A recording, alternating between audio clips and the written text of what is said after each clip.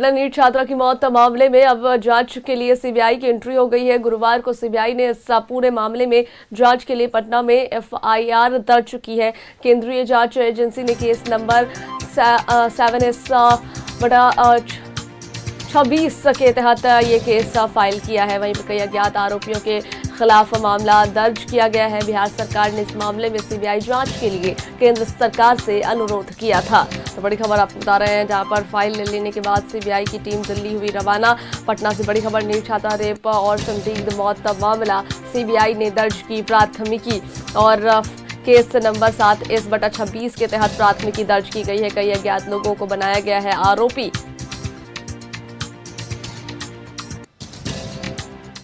और इस पर और भी ज्यादा जानकारी साझा करने के लिए हमारे साथ पटना से रोहित जुड़ गए हैं। हम रोहित का रुख कर लेते हैं। रोहित, नीट छात्रा मामला जो कि बिहार में एक अहम मुद्दा बना हुआ है, हम देख पा रहे हैं जब से जो सदन की कार्यवाही शुरू हुई, जब से ये बजट सत्र शुरू हुआ है, तब से इसको लेकर के भी हंगामे देखे जा रहे हैं। इससे पहले भी बहुत बवाल हुआ है। अब जो है सीबीआई की एंट्री हो चुकी है, सीबीआई ने प्राथमिकी भी दर्ज कर ली है।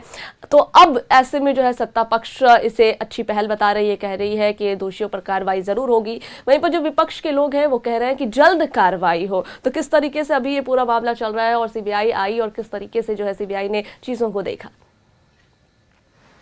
देखिए, नीट छात्रा संदिग्ध मौत मामले की अब जो केस है वो सीबीआई ने टेक ओवर कर लिया है। देखिए, 13 दिनों के बाद बीते गुरुवार को सीबीआई ने इस केस को टेक ओवर किया। और वहीं देखिए, अब इस पूरे मामले को लेकर अगर बात की जाए, जिस तरीके से नीट छात्रा की संदिग्ध मौत हुई, इस मामले को लेकर पटना से लेकर दिल्ली तक जो आंदोलन है वो देखने को मिला। बिहार विधानमंडल का बजट सत्र चल रहा है और सत्र में भी विपक्ष के जो विधायक है वो लगातार हंगामा कर रहे हैं और किस तरीके से नीट छात्रा को न्याय मिले इसको लेकर लगातार सवाल खड़ा किया जा रहा है।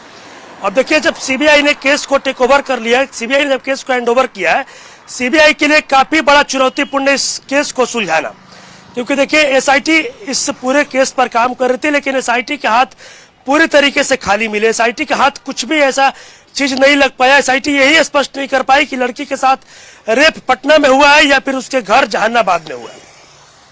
और अब उसके बाद राज्य सरकार के द्वारा अनुरोध किया गया और सीबीआई को एक केस ट्रांसफर किया गया है और 13 दिनों के बाद सीबीआई ने इस केस को हैंडओवर किया है। हालांकि अब इस पूरे मामले पर सीबीआई कैसे काम करती है वो देखना होगा। क्या सीबीआई उस बच्ची को न्याय दिला पाती है, ये देखना काफी दिलचस्प होगा। लेकिन अगर बात की जाए देखिए सीबीआई की, तो देखिए सीबीआई जो है वो अपने तरीके से काम करेगी और छात्रा के कॉल डिटेल भी निकाले जाएंगे और तमाम चीजों पर। और ये भी खबर निकल कर आ रही है कि तमाम जिन लोगों के सैंपल लिए गए थे, अभी तक कुल 28 लोगों के सैंपल लिए गए, जिसमें 25 लोगों का जो सैंपल था वो लड़की के कपड़े पर जो स्पर्म मिला था उससे मैच नहीं हुआ। सीबीआई फिर से जो सैंपल ले सकती है और जो लड़की कपड़े पर जो स्पर्म मिला था उसका जो रिपोर्ट आया उसकी समीक्षा कर सकती है। लेकिन देखिए, वही इस पूरे मामले की अगर बात की जाए, इस पूरे मामले को लेकर सियासत काफी ज्यादा गर्म है। पटना से लेकर दिल्ली तक आंदोलन है और लगातार जो विपक्ष है वो सत्ता पक्ष पर सवाल खड़ा कर रहे हैं और सीधे तौर पर विपक्ष के नेताओं का कहना है कि सरकार जानबूझकर सीबीआई को इस केस को हैंडओवर किया है और सीबीआई इस पूरे मामले को लीपापोती कर देगी। जो असली दोषी है उनको सजा नहीं मिल पाएगा। और सीधे तौर पर अगर ये भी कहा जाए, देखिए सांसद पप्पू यादव ने ये भी आरोप लगाया था कि ये जो लड़की का जो मौत हुआ इसमें कई बड़े लोग शामिल हैं, सीधे तौर पर बड़ा आरोप लगाया था। और जिस तरीके से अगर पटना पुलिस की कार्रवाई को देखा जाए तो पटना पुलिस की जो कार्यशैली थी वो पूरी तरीके से कानून व्यवस्था पर और सिस्टम पर सवाल खड़ा कर रही थी, क्योंकि पटना पुलिस लड़की के परिजनों को बार बार ये बातें कहा जा रहा था कि आप इस केस को रफा दफा कर लीजिए, केस को वापस लीजिए। कई तरह के लड़की के परिवार वालों के द्वारा यह आरोप लगाया गया। यहाँ तक कि जो बच्ची की मां थी उसके द्वारा यह भी आरोप लगाया गया कि मुझे पैसे देने की बात की जा रही है। हालांकि यह स्पष्ट नहीं हो पाया है कि अभी तक इस केस में एसआईटी को तो कुछ नहीं मिला, लेकिन सीबीआई अब इस केस में कहां तक काम करेगी और वो देखना काफी दिलचस्प होगा। क्योंकि देखिए, पप्पू यादव की बात करें या फिर विपक्ष की बात करें, तमाम लोगों का कहना है कि इसमें कोई बड़े लोग शामिल है। पप्पू यादव ने यहाँ तक ये भी कह दिया था कि कोई मंत्री या मंत्री का बेटा इसमें शामिल है। इसी वजह से पटना पुलिस इस पूरे मामले को लीपापोती करने में लगी। हालांकि लड़की के जो परिवार के लोग हैं उनको सीबीआई पर कोई भरोसा नहीं है। लड़की के परिवार वालों का सीधे तौर पर कहना था कि सीबीआई को इस केस को हैंडओवर किया गया है सिर्फ और सिर्फ इसलिए कि सीबीआई इस पूरे केस को लीपापोती कर दी। हालांकि अब देखना होगा, इस पूरे मामले को लेकर पक्ष और विपक्ष आमने सामने है। लगातार जो विपक्ष है वो सत्ता पक्ष को घेर रहा है और बोल रहा है कि जब राजधानी पटना में जब ऐसी घटनाएं घट जा रही है और काफी दिन हो चुके हैं, लेकिन उसके बावजूद भी जब बच्ची को न्याय नहीं मिला, पुलिस की कार्यशैली पर सवाल खड़े होते हैं। SIT की टीम काफी लंबा चार्ज चलता है SIT का, उसके बाद भी SIT के हाथ कुछ नहीं लग पाते हैं। तो अब ये देखना काफी दिलचस्प, काफी अहम होगा कि CBI इस केस को किस तरीके से हैंडल करती है और क्या कुछ CBI के हाथ लगते हैं, ये देखना काफी अहम होगा। और क्या CBI असली जो अपराधी है, जो मुजरिम है, उसके तक पहुंच पाती है या नहीं पाती है, ये भी देखना होगा। और क्या उस बच्ची के परिवार को, उस बच्ची को न्याय मिलता है कि नहीं, CBI न्याय दिला पाती है कि नहीं, ये देखना होगा सबा। रोहित, देखिए ये केस तो बहुत पेचीदा है, ये शुरू से देखा जा रहा है। जिस तरीके से आप भी बता रहे हैं कि पुलिस के हाथ खाली रहे, SIT के हाथ खाली रहे और अब CBI की एंट्री हुई है। दूसरी तरफ जिस तरीके से विपक्ष ये कहता हुआ आ रहा है कि इसमें किसी बड़े लोग का हाथ है, यहाँ तक स्पष्ट कह दिया गया कि मंत्री या फिर मंत्री के बेटे का हाथ हो सकता है। लेकिन वहीं दूसरी तरफ गृह मंत्री सम्राट चौधरी ने इस पर कहा कि अगर आपको लगता है कि कोई इसमें शामिल है तो आप नाम बता दीजिए, निश्चित ही हम कार्रवाई करेंगे। दूसरी बात यह है कि जिस तरीके से सत्ता पक्ष कह रही है कि जो पीड़िता है उनके परिजनों की भी यही मांग थी कि जांच CBI से हो, लेकिन पिछले दिनों हमने देखा कि जो परिजन थे वो ये कह रहे थे कि हमें किसी पे भरोसा नहीं है, जांच कोर्ट की निगरानी में होनी चाहिए। तो ये मामला जो है काफी उलझता हुआ नजर आ रहा है। जी बिल्कुल, आपने सही कहा। देखिए, जहां एक तरफ विपक्ष के लोग लगातार ये बातें कह रहे थे, सीधे तौर पर विपक्ष के द्वारा यह आरोप लगाया जा रहा था कि इस पूरे मामले में कोई बड़े लोग शामिल है, कोई बड़ा सिंडिकेट जो है वो शामिल है।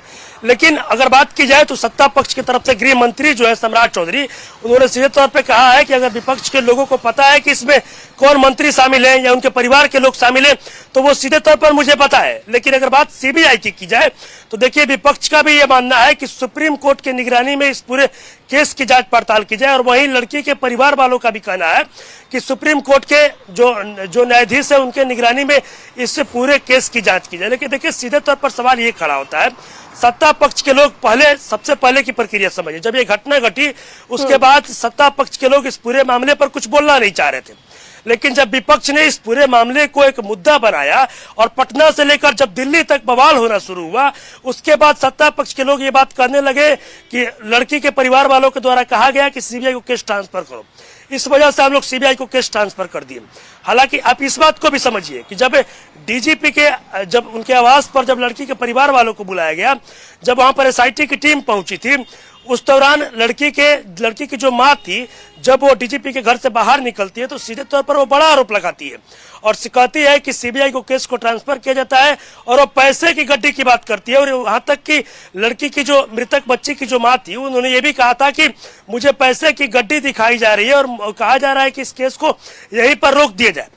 तो कहीं ना कहीं देखिए एक बड़ा सवाल खड़ा होता है। लेकिन अगर बात की जाए तो विपक्ष भी इस पूरे मामले को लेकर कह रहा है कि सुप्रीम कोर्ट के जो न्यायाधीश है उनके निगरानी में इस पूरे मामले की जांच की जाए। हालांकि सत्ता पक्ष लगातार ये बातें कहते नजर आ रहा है कि CBI जो दूध का दूध होगा, जो पानी का पानी होगा, उसको क्लियर करेगा और जो भी अपराधी होगा उसे सख्त सजा मिलेगी। हालांकि अब देखना होगा, क्योंकि देखिए CBI से ना विपक्ष संतुष्ट है, ना ही लड़की के परिवार वाले संतुष्ट हैं। लड़की के परिवार वालों का भी आरोप है कि पुलिस के कार्यशैली पर, यहाँ तक कि DGP DSP सभी लोगों पर लड़की की जो माँ थी उसका आरोप था कि सभी लोग बिके हुए हैं। हालांकि जब CBI के पास केस पहुंचा है तो CBI इस केस को कहां तक ले जाती है, क्या CBI इस केस की गुत्थी को सुलझा पाती है, क्या उस बच्ची को न्याय दिला पाती है, यह देखना काफी महत्वपूर्ण होगा। लेकिन CBI 13 दिनों के बाद यानी कि बीते गुरुवार को इस केस को हैंडओवर किया है और अपने तरीके से CBI अब इस केस को पूरा हैंडओवर करेगी, अपने तरीके से जांच पड़ताल करेगी और CBI उस हॉस्टल में भी जाएगी जिस हॉस्टल में बच्ची रहा करती थी। साथ ही साथ जिन 28 लोगों का DNA सैंपल लिया गया है उनका दोबारा फिर से DNA सैंपल लिया जा सकता है। और बीते 6 महीना पहले की बात की जाए तो लड़की के मोबाइल्स का कॉल डिटेल निकाला जाएगा, उनके परिवार वालों से पूछताछ होगी, लेकिन इतना कुछ प्रक्रिया CBI के द्वारा किया जाएगा। अब ये देखना होगा क्या CBI किसी निष्कर्ष पर पहुंच पाती है या नहीं, या क्या CBI उस बच्ची को न्याय दिला पाती है। बिल्कुल रोहित, ये देखने वाली बात होगी कि CBI की जांच कहां तक जाती है और जांच के बाद क्या कुछ खुलासे होते हैं और क्या कार्रवाई होती है। बहुत शुक्रिया आपका हमारे साथ जुड़ने के लिए और जानकारियां साझा करने के लिए।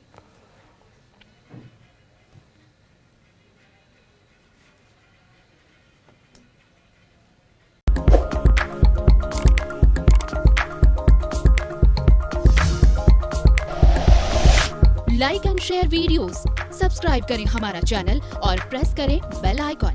News 11 भारत, सच है तो दिखेगा।